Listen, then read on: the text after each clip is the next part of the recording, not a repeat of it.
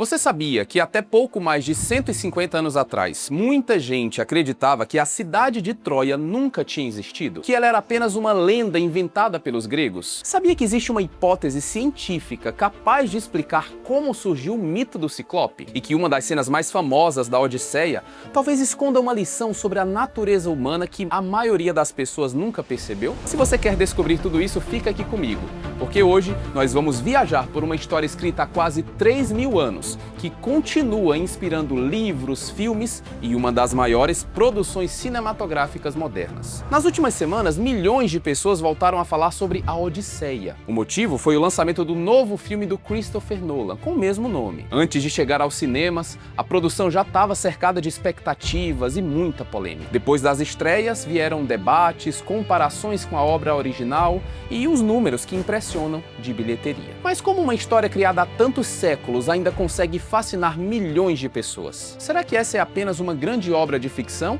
Ou existe uma história real escondida por trás do mito? Diferente de muitas histórias da antiguidade, a Odisseia parece caminhar o tempo inteiro sobre uma linha tênue entre a realidade e a imaginação. Existem reis, cidades e guerras que podem ter existido, mas ao mesmo tempo deuses, monstros, sereias e outras criaturas mitológicas. Hoje, praticamente todo mundo conhece pelo menos um trecho dessa história. Mesmo quem nunca leu uma única página da obra, provavelmente já encontrou referências a ela sem perceber. Afinal, a Guerra de Troia realmente aconteceu? Odisseu ou Ulisses realmente existiu? E antes de continuar, se inscreva no canal e ative as notificações para não perder nossos próximos vídeos. E se você assiste aos nossos vídeos na sua TV, para agora. Pega o controle e clica no botão de inscrição.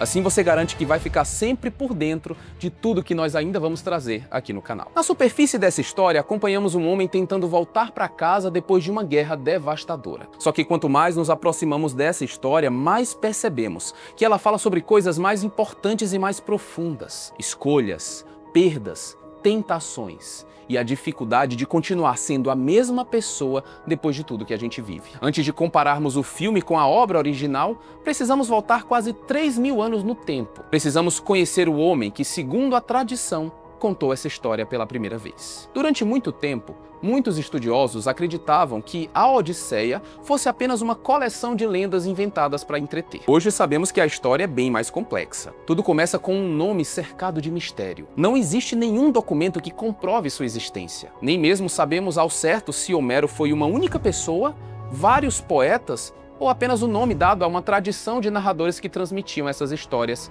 geração após geração. Na época em que a Odisseia provavelmente foi composta, por volta do século 8 a.C., a Grécia ainda vivia uma forte tradição oral. Histórias eram recitadas de memória por poetas conhecidos como aedos, capazes de declamar milhares de versos diante do público. Isso explica porque tanto a Ilíada quanto a Odisseia são escritas em versos e utilizam expressões repetidas com muita frequência. Eram recursos para ajudar na memorização de poemas que podiam levar dias inteiros para serem apresentados. Embora a Odisseia tenha sido registrada por escritos séculos depois dos acontecimentos que ela descreve, muitos pesquisadores acreditam que ela preserva lembranças de uma época ainda mais antiga, o fim da Idade de Bronze, quando reinos poderosos dominavam o mar Egeu antes de entrar em colapso por volta do ano 1200 a.C.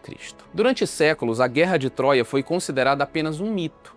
Até que no século XIX, um comerciante e arqueólogo amador chamado Heinrich Schliemann, convencido de que os poemas de Homero continham algum fundo de verdade, decidiu procurar a lendária cidade de Troia. Em 1873, escavando uma colina na atual Turquia, ele encontrou sucessivas camadas de antigas cidades construídas umas sobre as outras. Hoje sabemos que aquele local foi ocupado por milhares de anos e que uma dessas cidades foi destruída violentamente no final da Idade de Bronze, exatamente no período em que muitos historiadores situam um possível conflito que pode ter inspirado a Guerra de Troia. Isso não significa que tudo aconteceu exatamente como Homero descreveu. Não há evidências de um cavalo gigante de madeira, de deuses intervindo nas batalhas ou de um guerreiro chamado Odisseu enfrentando Ciclopes. Mas também já não é possível afirmar que toda a história é uma invenção. É provável que um conflito real tenha servido de base para uma narrativa que ao longo dos séculos ganhou novos personagens, elementos sobrenaturais e significados simbólicos. Isso torna a Odisseia fascinante. Ela ocupa um espaço raro entre a história e a imaginação. Homero parece ter transformado fragmentos de acontecimentos reais em uma narrativa capaz de atravessar quase 3.000 anos. Ao longo dos séculos, escritores, filósofos e artistas continuaram reinterpretando essa jornada. No século XX, o estudioso Joseph Campbell mostrou como a viagem de Odisseu ajudou a moldar aquilo que hoje conhecemos como a jornada do herói, uma estrutura narrativa presente em muitas obras modernas. E se você gosta de entender como histórias como essa conseguem prender nossa atenção, emocionar e permanecer vivas por milhares de anos, eu tenho certeza que você vai gostar do meu curso O Poder da Oratória. Lá eu mostro que comunicar bem não é apenas falar bonito, é aprender a construir narrativa, organizar ideias e transmitir uma mensagem capaz de marcar as pessoas, exatamente como os grandes contadores de histórias fazem há milênios. O link vai estar na descrição deste vídeo. Agora, se a guerra pode ter acontecido de verdade, o que dizer da longa viagem de Odisseu? Será que os monstros, sereias e ilhas misteriosas escondem alguma explicação? Ou será que eles revelam algo ainda mais interessante sobre a forma como os antigos gregos enxergavam o mundo à sua volta? Depois da queda de Troia, Odisseu parte para aquela que deveria ser uma viagem relativamente simples. A distância entre Troia e Ítaca, a ilha de Odisseu, não era tão grande para os padrões do Mediterrâneo. Em condições favoráveis, ela poderia ser percorrida em poucas semanas. Mas, segundo a narrativa de Homero, esse retorno levou 10 longos anos. A primeira parada importante aconteceu na terra dos lotófagos, um povo que se alimentava do fruto de uma planta capaz de fazer qualquer viajante esquecer completamente seu desejo de voltar para casa. À primeira vista, parece apenas mais um elemento fantástico, mas alguns pesquisadores sugerem que Homero pode ter se inspirado em povos do norte da África, que consumiam frutos de lótus, enquanto outros veem nesse episódio uma metáfora poderosa sobre o esquecimento e a perda de propósito. Em seguida, encontramos talvez o adversário mais famoso de toda a obra, Polífemo, o Ciclope. Durante séculos, muita gente tentou encontrar uma explicação para essa criatura de um olho só. Uma hipótese curiosa surgiu quando arqueólogos descobriram fósseis de elefantes anões em ilhas do Mediterrâneo. O grande orifício central do crânio, onde se fixava a tromba, poderia facilmente ser confundido por alguém sem conhecimento de anatomia com a cavidade de um enorme olho. É impossível afirmar que foi essa a origem do mito, mas a hipótese mostra como a imaginação humana costuma preencher as lacunas deixadas pela realidade. Mais importante do que derrotar Polífemo é a gente observar como Odisseu fez isso.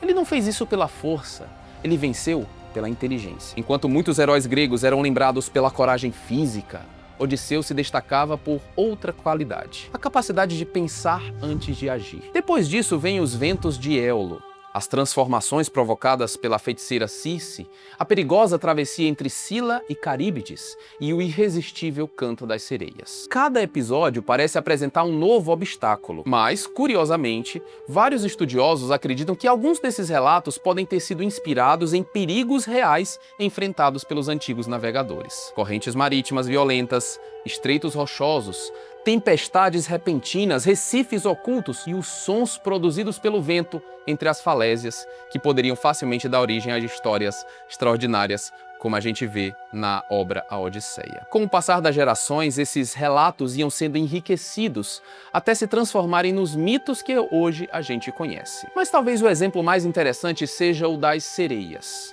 Ao contrário do que muitos imaginam, por influência do cinema moderno, as sereias da Odisseia não eram descritas como mulheres com cauda de peixe. Na tradição grega mais antiga, elas eram representadas como criaturas híbridas, parte mulher, parte ave, cujo maior poder não estava na aparência, mas na voz. Elas prometiam conhecimento, respostas, prometiam revelar tudo aquilo que o viajante desejava saber.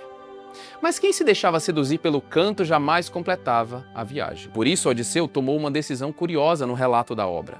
Ele pede para ouvir aquele canto, mas ordena que seus companheiros tampem os próprios ouvidos com cera e o amarrem firmemente ao mastro do navio, proibindo-os de soltá-lo por mais que ele implorasse. É uma das cenas mais famosas e mais profundas da literatura universal. Ela mostra um herói que reconhece a própria vulnerabilidade e que não acredita que seja forte o suficiente para resistir a tudo sozinho. Ao longo da vida, todos nós enfrentamos nossos próprios monstros. Podem ser tentações, vícios, medos desânimo, ou aquela voz silenciosa que insiste em dizer que desistir seria mais fácil. Em alguns momentos, inevitavelmente, nós vamos estar diante do nosso próprio canto das sereias.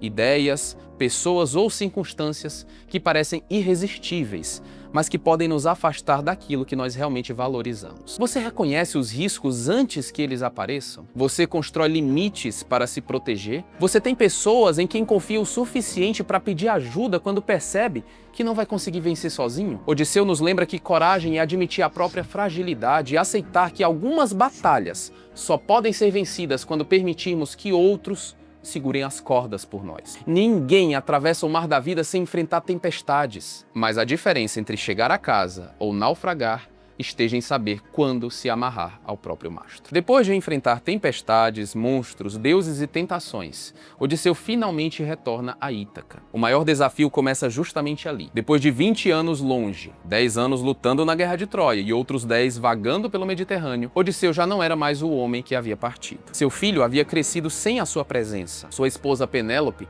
passou 2 décadas resistindo à pressão para se casar novamente. Seu reino estava ocupado por homens que acreditavam que seu rei jamais voltaria. E o próprio Odisseu precisava esconder sua identidade ao chegar em casa. Antes de recuperar o trono, ele observa, testa as pessoas ao seu redor e tenta entender se ainda existe um lugar para ele naquele mundo. Durante toda a viagem, Odisseu enfrenta monstros que nenhum ser humano jamais viu. Mas o momento mais difícil não envolve criaturas mitológicas, envolve reencontrar a própria vida. Bom, todos nós já enfrentamos momentos em que desistir parecia mais fácil do que continuar. Todos nós já encontramos alguma calypso na nossa vida. Não necessariamente uma pessoa, mas uma situação confortável que nos convidava a abandonar nossos objetivos. Um lugar onde permanecer parecia mais seguro do que seguir viagem. A pergunta é, o que você fez quando isso aconteceu? Agora eu quero saber de você. Você já assistiu ao filme A Odisseia do Christopher Nolan? O que você achou? Compartilhe a sua opinião aqui nos comentários, que eu tô louco para saber.